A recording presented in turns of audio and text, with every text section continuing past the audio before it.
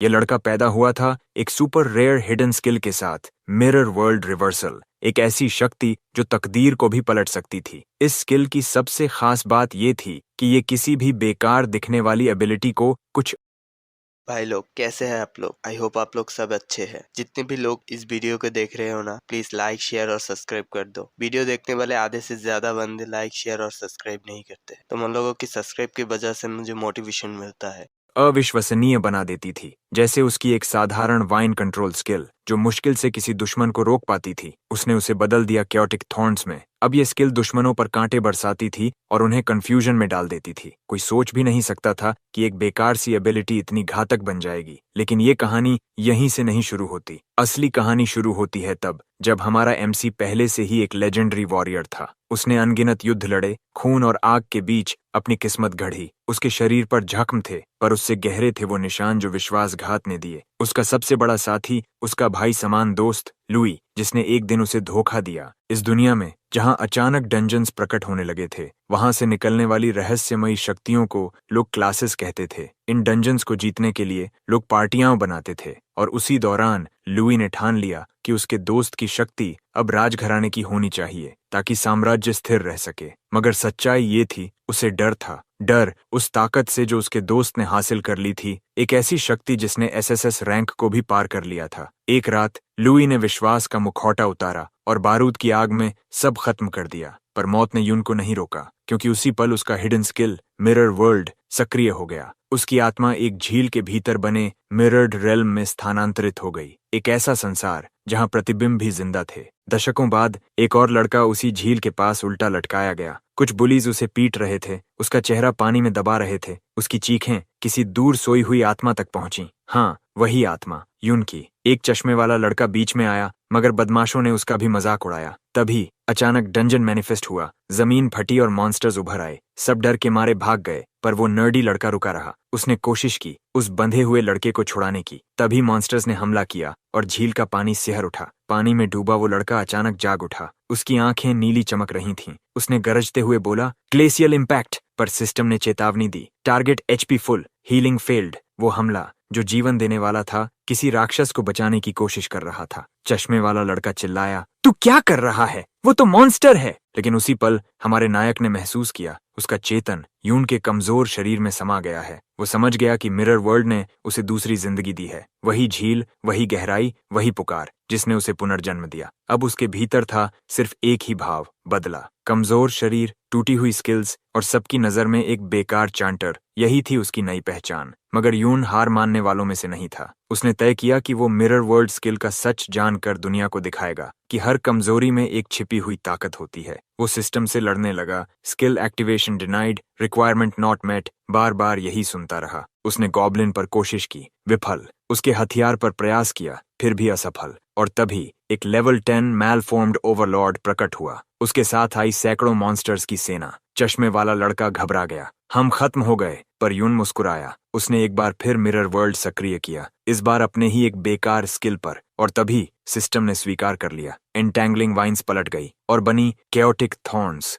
दुश्मनों पर कांटे बरसे, हवा में चीखें गूंज उठीं और अराजकता में मॉन्स्टर्स एक दूसरे पर टूट पड़े। यहाँ तक कि ओवरलॉर्ड भी अपने ही साथियों के हाथों गिर पड़ा। यून ने देखा उसकी बेकार शक्ति अब विनाश का तूफान बन चुकी थी। वो हंसा, एक ऐसी हंसी जिसमें दर्द और जोश दोनों थे। अब उसे समझ आया, हर असफल स्किल को मिरर वर्ल्ड पलट सकता है, उसे मजबूत बना सकता है। फिर उसने एम्पावर्ड स्ट्राइक पर प्रयोग किया और वो बन गई ट्रिक ब्लेड। अब उसकी ताकत 10% बढ़ गई थी और ड्यूरेशन भी लंबा हुआ। हर बार स्किल पलटने पर उसकी अटैक पावर बढ़ती गई। मॉन्स्टर्स एक दूसरे को मारते गए और यून को मिला flood of experience points. Her bar level up पर उसकी एमपी भर जाती थी और यून ने ये मौका नहीं छोड़ा। उसने बार बार मिरर वर्ल्ड सक्रिय किया जब तक कि उसकी एमपी सिर्फ 12 रह गई। अब उसका ट्रिक ब्लेड 120% अटैक पावर दे रहा था और चलता था पूरे 44 सेकंड्स तक। तभी एक विशालकाय मॉन्स्टर उस पर झपटा, पर यून नहीं भागा। वो मुस्कुराया, अपनी तलवार उठाई और बोला, अब देख मिरर वर्ल्ड का असली कमाल। और एक ही वार में उसने उस दैत्य को 2 हिस्सों में चीर दिया।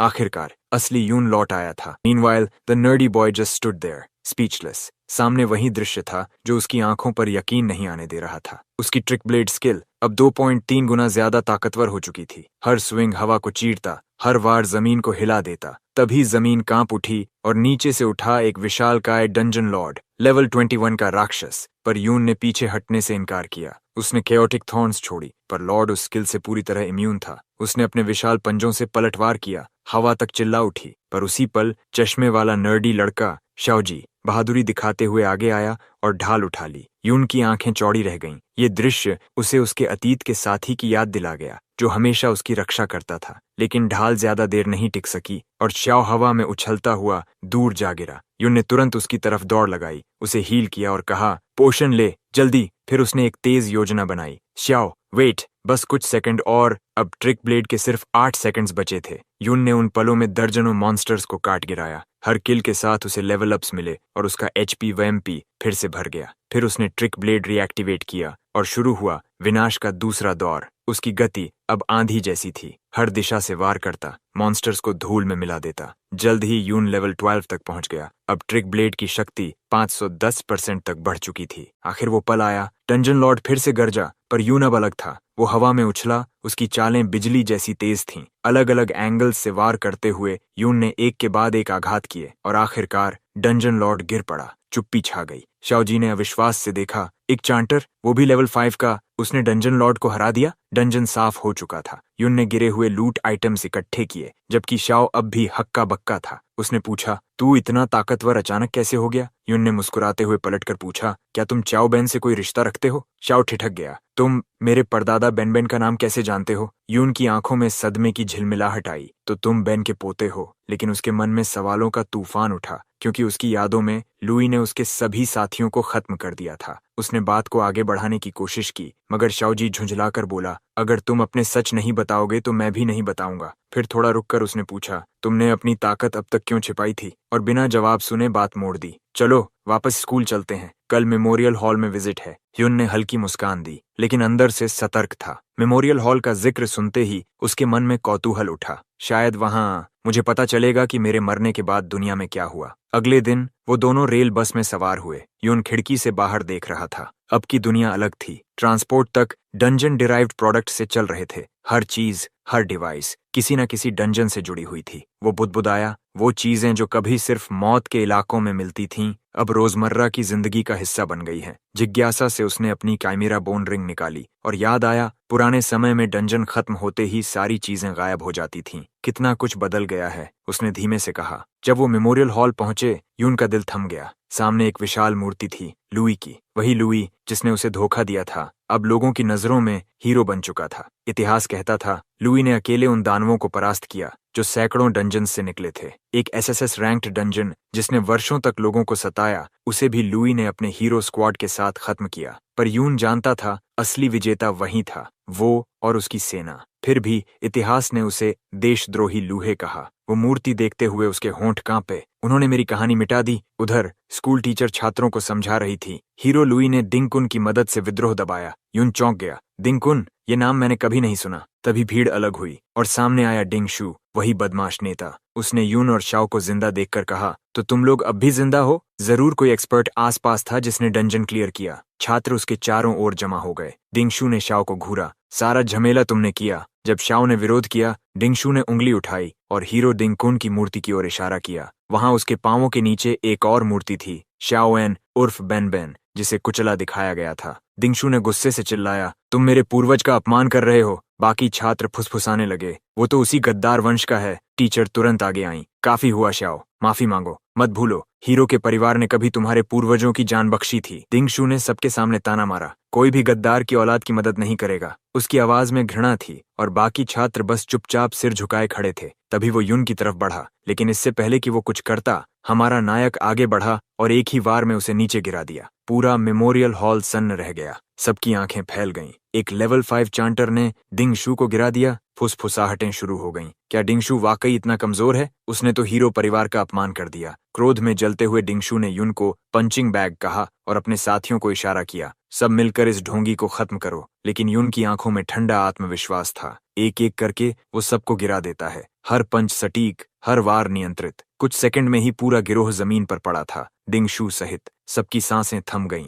हीरो का वंशज इतना आसानी से हार गया। अपमान से तिल मिलाकर डिंगशू ने गरजते हुए अपनी एबिलिटी रेज सक्रिय की और फायर फोर्ज्ड हैमर बुलाया। हवा गर्म हो गई, पर यून ने मौका देख लिया। वो झुका, घूम कर वार किया और एक ही प्रहार में डिंगशू को फिर से जमीन पर दे मारा। उसी पल मेमोरियल हॉल के गार्ड्स दौड़ते हुए आए। यहाँ लड़ाई सख्त मना है, उनमें से एक चिल्लाया। टीचर ने झट से कदम बढ़ाया। यून, तुम्हारी ये हरकत शर्मनाक है। वो हथियार बुलाती है, पर यून शांत खड़ा था। वो धीरे से मुस्कुराया, अपनी चिमीरा बोन रिंग उठाई और एक ही झटके में टीचर का हथियार तोड़ दिया। अगर ये न्याय है, यून बोला, तो सबके लिए बराबर होना चाहिए, या फिर आप भी डिंग परिवार के लिए झुकती हैं? कमरे में सन्नाटा। रिंग से उठी शक्ति हवा में कंपन छोड़ रही थी। एक लेवल 21 लॉर्ड ड्रॉप, जो अब लेवल 32 की टीचर को पीछे धकेल रही थी। आखिरकार वो बोली, फाइन, मामले की जांच होगी। फिर उसने दोनों को बाहर भेज दिया। यून और शाओजी को हॉल से बाहर निकाल दिया गया। अंदर ही अंदर यून सोच में डूबा। मेरे पतन के बाद मेरे किसी भी साथी ने जिंदा नहीं बचा,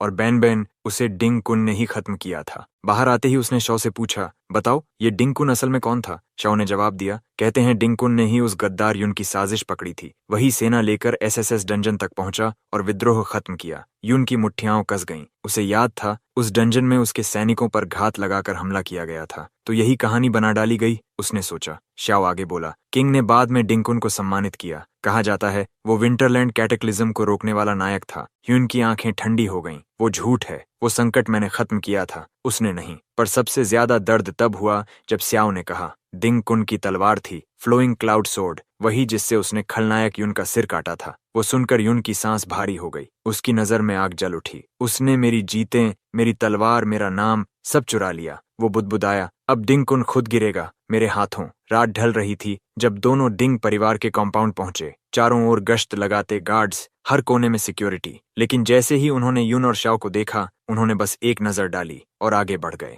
शाओ घबराया, यून, हमें लौट जाना चाहिए, यहाँ बहुत सारे गार्ड्स हैं। यून ने सिर हिलाया। डिंग कुन ज्यादातर समय हाई लेवल डंजन में रहता है, बाहर मुश्किल से आता है, और अंदर जाने के लिए स्पेशल डंजन पास चाहिए। वो सोच में डूब गया। डिंग परिवार के पास जरूर ऐसा पास होगा, शाओ ने धीरे से बताया। उनके मैंशन के अंदर खुद का प्राइवेट डंजन है। अमीर लोग अब लो लेवल डंजन्स खरीद बेच सकते हैं। डिंगशू भी यही मॉन्स्टर्स को मारकर लेवल बढ़ाता है, जबकि बाकी स्टूडेंट्स बस स्कूल वाले डंजन्स तक सीमित हैं। यून ने हल्की मुस्कान दी, तो यही असली फर्क है, शाओ ने कहा। सामान्य विद्यार्थी लेवल 15-20 तक ही पहुंच पाते हैं। जो डंजन जॉब्स में जाते हैं वो शायद 30 तक। डिंग परिवार के गार्ड्स लेवल 30 हैं, और उसके ऊपर वाले सब सेना या गिल्ड में। यून ने दूर गेट की तरफ देखा, तो अगर मुझे किसी डंजन में घुसना है, मुझे उनका पास चाहिए। शाओ फिर बोला, कृपया चलो यहाँ से निकल चलते हैं। लेकिन यून की आंखों में अब सिर्फ एक नाम चमक रहा था, डिंग कुन एंड लुई। वो धीमे स्वर में बोला, मैं भागने नहीं आया, मैं हिसाब बराबर करने आया हूँ। यून ने चारों ओर नजर डाली। डिंग परिवार के गार्ड्स हर जगह तो थे,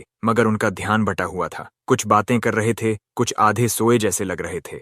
बिना हिचकिचाए वो दीवार पर चढ़ा और पलटकर भीतर कूद गया। जमीन पर उतरते ही फुसफुसाया, इतना आसान। पीछे से शाओजी रुका, डर से कांपता हुआ बोला, क्या हमें सच में अंदर जाना चाहिए? यून ने उसकी बांह पकड़ी, आंखों में गंभीरता थी। अगर सच में अपनी जिंदगी बदलनी है तो डर छोड़ो, या तो मौका पकड़ो या हमेशा पछताओ। कुछ पल की चुप्पी के बाद शाओ ने गहरी सांस ली। मैं तैयार हूँ, यून मुस्कुराया। तो चलो, अब पीछे मुड़ना नहीं। दोनों ने साथ छलांग लगाई और डिंग परिवार के प्राइवेट डंजन के प्रवेश द्वार तक पहुंच गए। अंदर कदम रखते ही हवा भारी हो गई। वहां के मॉन्स्टर्स लेवल 6 से 8 के बीच थे। पिछली बार से ज्यादा मजबूत, लेकिन संख्या कम थी। यून ने कहा, चाओ, इस बार तू आगे रहेगा। मैं? चाओ हिचकिचाया। अगर मैं मर गया तो मैं तुझे बचाऊंगा, यून बोला, लेकिन कोशिश तो तू करेगा। मॉन्स्टर्स झुंड बनाकर उन पर टूट पड़े। चाओ ने कांपते हुए ढाल उठाई। पहले तो पीछे खिसक गया, मगर यून की आवाज गूंजी, ढाल मत दिखा, इरादा दिखा। और तभी शाओ ने कदम आगे बढ़ाया, मॉन्स्टर पर चार्ज किया। उसके वार थोड़े बेतरतीब थे, मगर इरादे सच्चे थे। कुछ ही देर में वो पहला मॉन्स्टर गिर पड़ा। यून ने मुस्कुराकर कहा, बुरा नहीं, तू में टैलेंट है, बस डर तुझे पीछे खींचता है। लड़ाई बढ़ी। जब भी शाओ पर ज्यादा दबाव आता, यून आगे बढ़कर मॉन्स्टर्स को खत्म कर देता। जैसे जैसे वे आगे बढ़े, शाओ की समझ बेहतर होती गई। वो अब स्पेशल पोजीशनिंग सीख गया था, हर वार के बीच में दूरी का सही अंदाज। जंग खत्म होने के बाद शाओ ने खुशी से कहा, मैं लेवल अप हो गया। यून ने समझाया, एक्सपी कंट्रीब्यूशन के हिसाब से बढ़ता है। अगर तू सिर्फ बचाव करेगा तो तुझे आधा भी नहीं मिलेगा। कम से कम मॉन्स्टर को पीछे धकेल, तब फायदा मिलेगा। शाओ ने सिर हिलाया। मैं पॉइंट्स बराबर बांटता हूँ, थोड़ा स्ट्रेंथ, थोड़ा एजिलिटी। यून ने कहा, गलती यही है, शील्ड बेरर्स को एजिलिटी पर ध्यान देना चाहिए, डिफेंस खुद ही बढ़ेगा। शो ने हल्की हंसी में कहा, मैं तो बैलेंस रखता हूं ताकि कोई पार्टी मुझे रिजेक्ट न करे। धीमे शील्डर्स को कोई नहीं चाहता, युन ने शांत स्वर में कहा। अगर तू लेवल 60 तक पहुंचना चाहता है तो रैंडम नहीं चल सकता। जैसे बैस्टियन फोर्ट्रेस क्लास के लिए 60 स्टैमिना और 90 डिफेंस चाहिए, वरना क्लास प्रमोशन कभी नहीं मिलेगा। शाओ उदास होकर बोला, लेवल 60 तक पहुंचना मेरे बस की बात नहीं। युन ने कंधे पर हाथ रखा, मुझ पर भरोसा कर, तू एस रैंक से भी ऊपर जाएगा। लड़ते लड़ते युन ने महसूस किया उसका मिरर वर्ल्ड स्किल अब खुद एक्सपी गेन कर रहा है। सिस्टम ने सूचना दी, स्किल प्रोग्रेस 70%। वो मुस्कुराया, तो अब ये भी इवॉल्व हो सकता है। उन्होंने डंजन में और गहराई तक सफर जारी रखा। युन की ट्रिक ब्लेड की ड्यूरेशन खत्म हो चुकी थी, फिर भी उसने आखिरी मॉन्स्टर गिरा दिया। सांसें भारी थीं, शरीर थका हुआ। ये शरीर लंबे युद्ध के लिए नहीं बना, उसने सोचा। लेकिन लेवल 17 पहुंचते ही उसे नए एट्रीब्यूट पॉइंट्स और मिरर वर्ल्ड के लिए अनुभव दोनों मिले। अचानक युन ने कदम रोके। दूर से कुछ गार्ड्स की आवाजें आ रही थीं। वो झट से ऊपर कूदा, ऊंचे प्लेटफॉर्म पर छिप गया। शाओ ने फुसफुसाकर कहा, अब वापस चलें, बस कुछ मॉन्स्टर्स बचे हैं। युन ने सिर हिलाया। ठीक है, ट्रिक ब्लेड की ड्यूरेशन, गार्ड्स की मूवमेंट, सब एक साथ संभालना रिस्क है। उसने मन ही मन नोट किया, हर रिवर्स्ड स्किल बैटल में यूजफुल नहीं होती। मिरर वर्ल्ड को लेवल 2 बनाने के लिए अभी 30% एक्सपी बाकी है। अगर डंजन लॉर्ड को हरा दूं तो शायद हो जाए। दोनों धीरे धीरे डंजन की ओर अंदर बढ़े। वहां डंजन लॉर्ड नजर आया,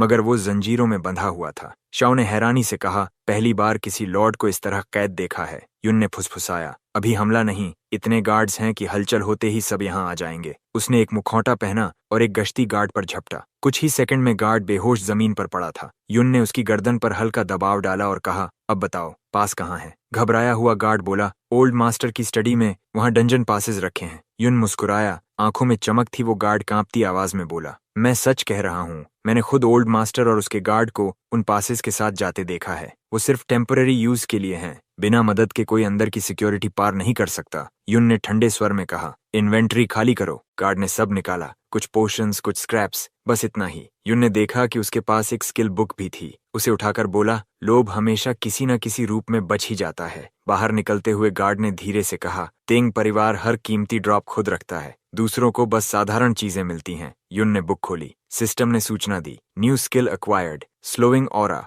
रिड्यूसेस एनिमी स्पीड बाय 20%। वो मुस्कुराया, कभी कभी कचरे में भी सोना छिपा होता है। दोनों अब हवेली के इनर रेजिडेंस के किनारे पर पहुंच चुके थे। यहाँ गार्ड्स की जरूरत नहीं थी, क्योंकि भीतर मौजूद हर व्यक्ति लेवल 30 से ऊपर था। डिंगशु को छोड़कर, जो सबसे कमजोर माना जाता था। गार्ड थक कर गिर पड़ा और युन ने तय किया कि अब वो अकेला आगे जाएगा। वो दोबारा डंजन में लौटा। अब उसका लक्ष्य था परिवार के हेड को बाहर निकालना। वहां उसने देखा, डंजन लॉर्ड अब भी जंजीरों से बंधा था। उसे इन हाई लेवल चेन्स से बांधा गया था ताकि डंजन की स्टेबिलिटी बनी रहे। एक अकेला गार्ड उस तंत्र की निगरानी कर रहा था। युन ने छाया से छलांग लगाई, एक बार, और गार्ड बेहोश। सिस्टम की गूंज, item obtained, level 60 combat chains. वो फुसफुसाया, यही चाहिए था। लॉर्ड की जंजीरें टूटी, उसकी दहाड़ पूरे डंजन में गूंज उठी। जमीन कांपी और अराजकता फैल गई। बाहर डिंग परिवार का हेड तुरंत गार्ड्स को भेजने लगा। डंजन में गड़बड़ है, युन ने भीतर से मुस्कुराते हुए कहा, बस यही डिस्ट्रैक्शन चाहिए था। अब इनर रेजिडेंस में घुसना आसान हो गया था। उसी समय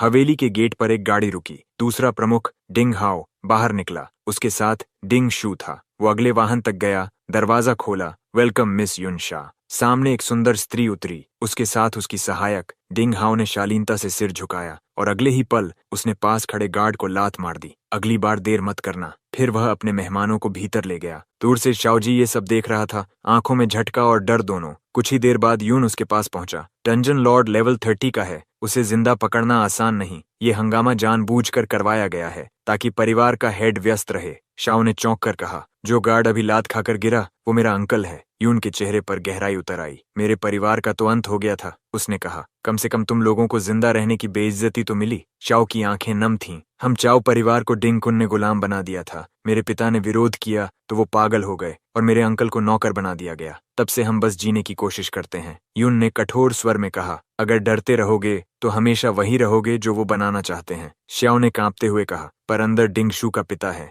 लेवल 42 का मॉन्स्टर। यून ने मुस्कुराकर जवाब दिया, जो सोचते हैं वो कभी आगे नहीं बढ़ते, जो करते हैं वही इतिहास लिखते हैं। उसने धीमे से कहा, अगर तू सच में अपनी किस्मत बदलना चाहता है तो अभी कदम बढ़ा। शाओ हिचकिचाया, हम सच में डिंग परिवार से टकरा सकते हैं? यून की आंखें जल उठीं। अगर जरूरत पड़ी तो मैं पूरे एम्पायर से लड़ जाऊंगा, फिर बिना एक और शब्द बोले वो कूद गया इनर पैलेस के भीतर। अंदर डिंग हाउ को सूचना मिली, डंजन लॉर्ड पागल हो गया है। युनशा बोली, हम किसी और दिन आएंगे। डिंग हाउ ने विनम्रता से कहा, चिंता न करें, मेरे बड़े भाई इसे जल्दी संभाल लेंगे। वैसे ओल्ड मास्टर और थर्ड हेड भी आपके स्वागत के लिए लौट रहे हैं। हमारे प्रसिद्ध हीरो ग्रैंडफादर भी आपसे मिलने को उत्सुक हैं। युन छत के ऊपर से ये सब सुन रहा था। हीरो ग्रैंडफादर, क्या ये वही डिंग कुन है? उसकी नजर युनशा पर गई। युनशा, वही उपनाम, क्या ये महज संयोग है? वो धीरे से अंदर सरक गया। स्टडी रूम में वहां पास तो नहीं थे, लेकिन उसे एक पुरानी डायरी और कई हाई रैंक स्किल बुक्स मिली। एक किताब पर सिस्टम चमका,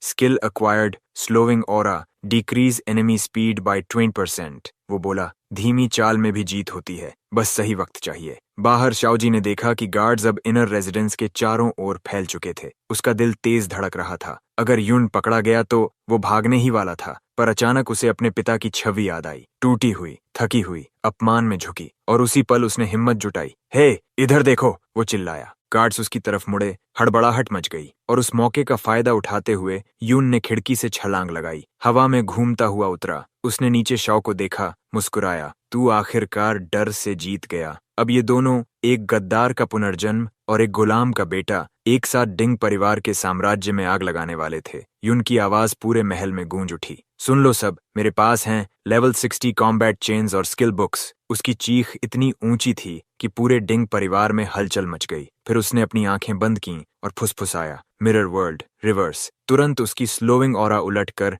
एक्सेलरेटिंग ऑरा बन गई। हवा उसके चारों ओर घूमने लगी। उसके कदमों में आग सी गति भर गई। बाहर डिंग ई चीख उठा, वो डंजन की तरफ जा रहा है, उसे पकड़ो। सैकड़ों गार्ड्स हथियारों के साथ दौड़ पड़े, लेकिन यून पहले ही बिजली की तरह गायब हो चुका था। उसका लक्ष्य साफ था, डंजन लॉर्ड, जो अब डिंग ई से लड़ाई के बाद बुरी तरह कमजोर हो चुका था। यही मौका है मिरर वर्ल्ड को लेवल अप करने का, उसने सोचा। इनर रेजिडेंस के बाहर हलचल सुनकर युनशा ने पूछा, ये क्या हो रहा है? डिंग हाउ मुस्कुराया, बस कोई छोटा मोटा थीफ है, चिंता मत कीजिए। मगर सच्चाई ये थी, डिंग ई ने अपने गार्ड्स को फिर से संगठित किया। आर्चर्स, रोग्स, फॉलो मी, पर तूफान बना दिया था। लेवल 30 के आर्चर्स और रोग्स उसकी परछाई तक नहीं पकड़ पा रहे थे। अंततः वो आमने सामने हुआ डंजन लॉर्ड से। लॉर्ड अब भी घायल था, जंजीरों और सील से बंधा। यून ने कदम नहीं रोका। उसकी तलवार बिजली की तरह चमकी। गार्ड पीछे से चिल्लाए, रोक दो उसे, पर यून ने केओटिक थॉर्न्स छोड़ी और गार्ड्स आपस में लड़ने लगे, जैसे किसी ने उनके दिमाग से नियंत्रण छीन लिया हो। टीम बैटल का अनुभव नहीं है तुम लोगों में,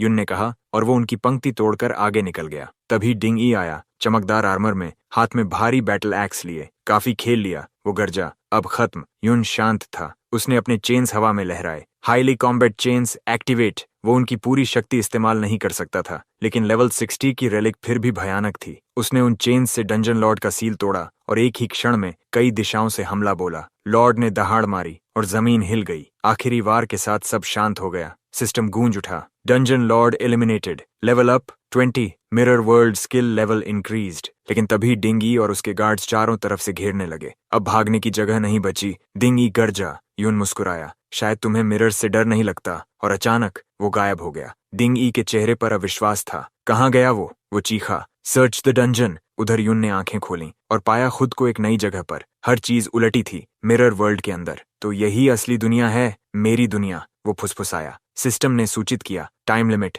30 मिनट्स। वो इधर उधर देखने लगा, सब कुछ परावर्तित मगर सजीव। शुरू में लगा ये सब भ्रम है, पर जब उसने जमीन पर पड़ा एक मिरर शार्ड उठाया तो सिस्टम ने कहा, item can be extracted to real world. Yoon की आंखों में चमक आ गई। तो अब मैं मिरर वर्ल्ड से चीजें बाहर ले जा सकता हूँ। उसने अपनी स्किल लिस्ट खोली। वहां अब हर स्किल का उल्टा रूप दिख रहा था। कुछ स्किल्स अभी लॉक थीं, लेकिन उनकी शक्ति स्पष्ट थी। वो बोला, अब मुझे तय करना होगा कि कौन सी कॉम्बिनेशन मेरी अगली क्लास तय करेगी। तभी हवा में तैरते स्पिरिट्स उसकी ओर बढ़े। कुछ ही क्षणों में वो अनडेड क्रीचर्स में बदल गए। यून ने तलवार उठाई, आओ फिर। कुछ ही वारों में एक अनडेड गिर पड़ा। सिस्टम ने कहा, कॉन्ट्रैक्ट अवेलेबल। वो चौंक गया, मतलब मैं इसे असली दुनिया में ले जा सकता हूँ, जैसे वो शार्ड्स। उसके होठों पर हल्की मुस्कान थी। मिरर वर्ल्ड अब मेरी सेना बन जाएगी। बाहर रियल वर्ल्ड में डंजन गायब हो चुका था। डिंग ई और उसके गार्ड्स निराश खड़े थे। शायद उसने रोग की स्टेल्थ स्किल इस्तेमाल की, एक ने कहा। दूसरा बोला, नहीं, वो कुछ और था। डिंग ई दहाड़ा, निकम्मो, उसे भागने दिया। और तभी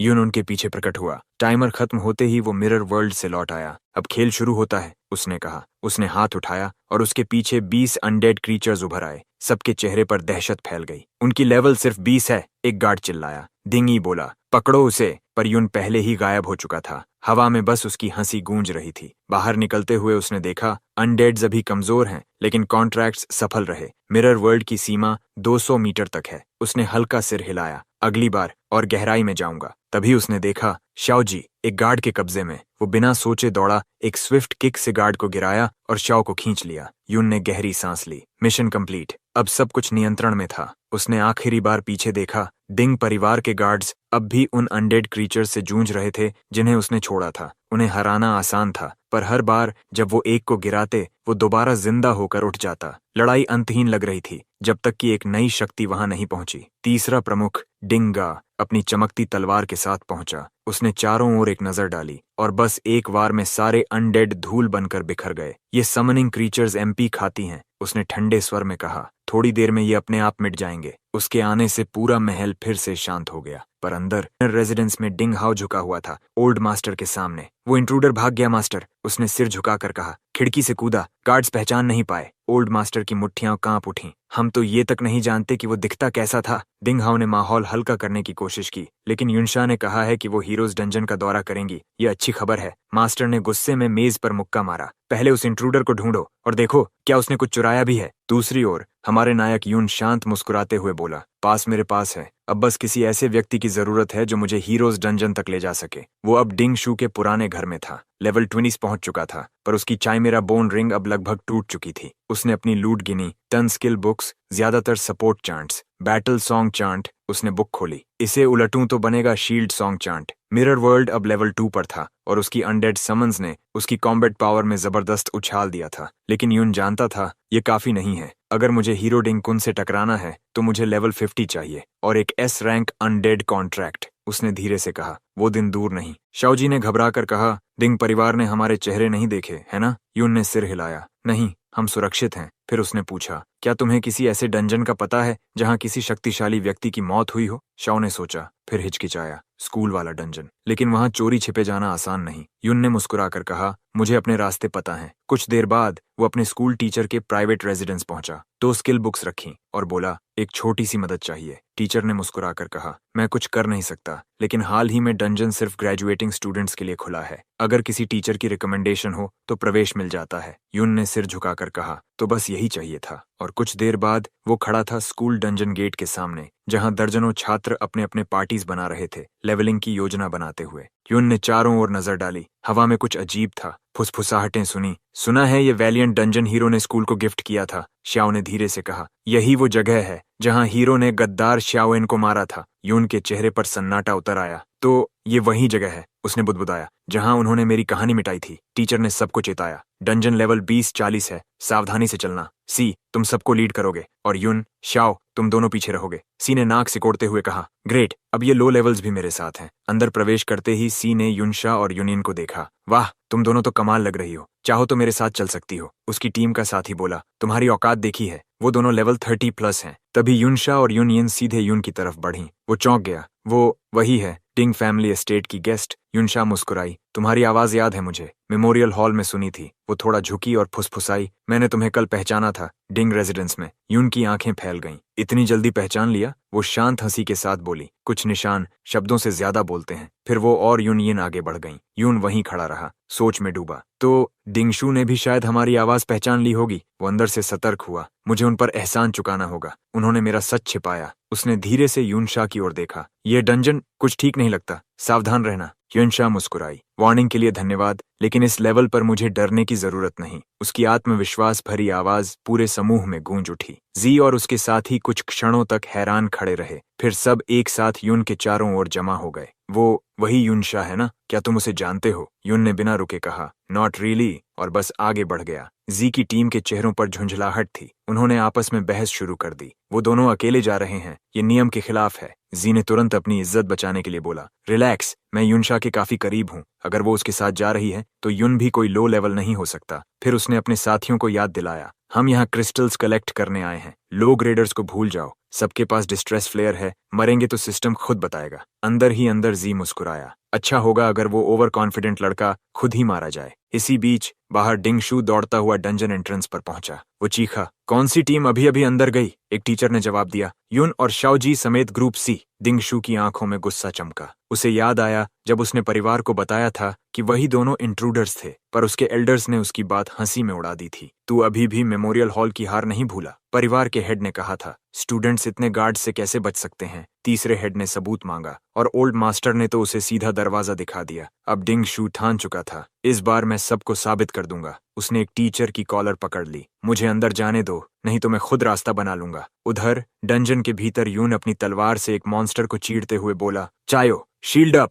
एक भयंकर हमला उसकी ओर बढ़ा, पर चौजी ने तुरंत कई एनर्जी शील्ड समन किए, चारों तरफ से यून को ढक लिया। तू कर सकता है, वो चिल्लाया, और उसी पल उसकी सपोर्ट चांट ने यून के स्टैट्स को बढ़ा दिया। इस बूस्ट की मदद से यून ने मॉन्स्टर को गिरा दिया। सिस्टम गूंज उठा। लेवल अप यून 18, चौवो 11। यून ने हंसते हुए कहा, तेरे स्किल्स डिंग परिवार की किताबों से हैं, अच्छा इस्तेमाल किया। अब दोनों और गहराई में बढ़े। यून को याद आया एक दुर्लभ प्राणी का नाम, ऑब्सिडियन बीस्ट। अगर मैंने उसे हराया तो मुझे ग्रेविटेशनल पुल स्किल मिलेगी, उसने सोचा, जो मेरी रिवर्स्ड लिस्ट में पहले से लॉक्ड है। उनकी यात्रा उन्हें ले आई क्रिस्टल पिलर कैनियन तक, जहां चारों तरफ चमकते हुए पत्थर के जानवर थे, रेडिएंट स्टोन बीस्ट्स। यून ने देखा, ये अपनी जगह से 1 किलोमीटर दूर हैं, ये वॉन्डरिंग टाइप हैं। वो बोला, इनसे भिड़ना सुसाइड समझा जाता था, पर एक्सपी और लूट दोनों दोगुना मिलता है। यून ने परीक्षण के लिए हमला किया, पर उसकी तलवार से हुए जख्म तुरंत भर गए। सेल्फ हील एबिलिटी, उसने दांत भींचे। मॉन्स्टर के प्रहारों से शाओ की ढाल कांप उठी। एक बार यून को चीरता हुआ निकला,